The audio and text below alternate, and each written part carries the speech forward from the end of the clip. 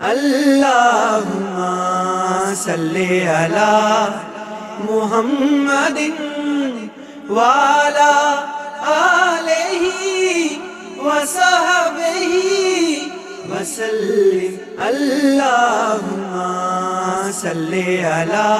بسم اللہ الرحمن الرحیم۔ اللہم صلی علی سیدنا محمد معدن جود والکرم وآلہ وبارک وسلم۔ تمام تعریف اللہ تبارک و تعالیٰ کے لیے جو تمام جہانوں کا رب ہے اور مالک یوم الدین ہے، اور درود کا تحفہ آپ صلی اللہ علیہ وسلم، آپ کی آل اولاد اور اصحاب پر۔ ناظرین و سامعین کرام، السلام علیکم ورحمۃ اللہ وبرکاتہ۔ جی اے پی میڈیا سیل کے پروگرام مشعل راہ سے میں ہوں آپ کا دوست اظہر رشید۔ سامعین و ناظرین، ایک بات ہمیں سمجھنی ہوتی ہے کہ اگر ہمیں زندگی اپنی اچھی گزارنی ہے تو اس میں ہمیں سب سے پہلے جس چیز کو سوچنا ہوتا ہے وہ یہ ہوتا ہے کہ ہم یہ چاہتے ہیں کہ کوئی ہمارے ساتھ برا نہ کرے، تو اس سے پہلے ہمیں یہ سمجھنا ہوگا کہ ہم بھی کسی کا برا نہ چاہیں۔ اگر ہم کسی کا برا نہیں چاہتے تو پھر ایسا بہت کم ہوتا ہے کہ کوئی ہمارا بھی برا چاہے۔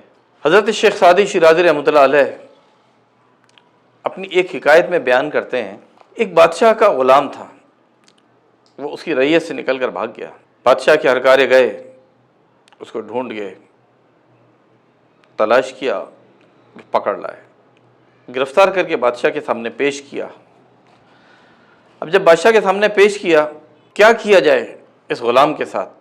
تو بادشاہ کے ان وزیروں میں ایک وزیر ایسا تھا جو اس غلام سے کوئی پرانی پرخاش رکھتا تھا، اس کو پسند نہیں تھا، وہ چاہتا تھا کسی طرح سے یہ غلام اس دنیا سے ہی چلا جائے۔ لہذا اس نے بادشاہ کو مشورہ دیا کہ بادشاہ سلامت، میری ناچیز رائے میں اس غلام کو فی الفور قتل کر دیا جائے تاکہ دوسرے غلاموں کو بھی اس سے عبرت حاصل ہو اور وہ کبھی آپ کی رعایا سے نکل کر بھاگ جانے کا تصور بھی نہ کر سکیں۔ اچھا، اب یہ غلام سمجھ گیا کہ یہ بادشاہ کا یہ وزیر جو ہے یہ مجھ سے تو پرانی عداوت رکھتا ہے، لہذا یہ تو مشورہ ایسا ہی دے گا۔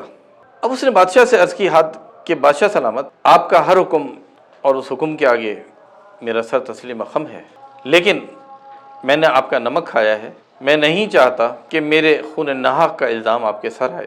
اگر آپ اجازت دیں تو میں اس وزیر کو قتل کر ڈالوں اور پھر اس قتل کے قصاص میں آپ مجھے قتل کر دیں، اس طرح سے آپ قتل ناحق سے بچ جائیں گے۔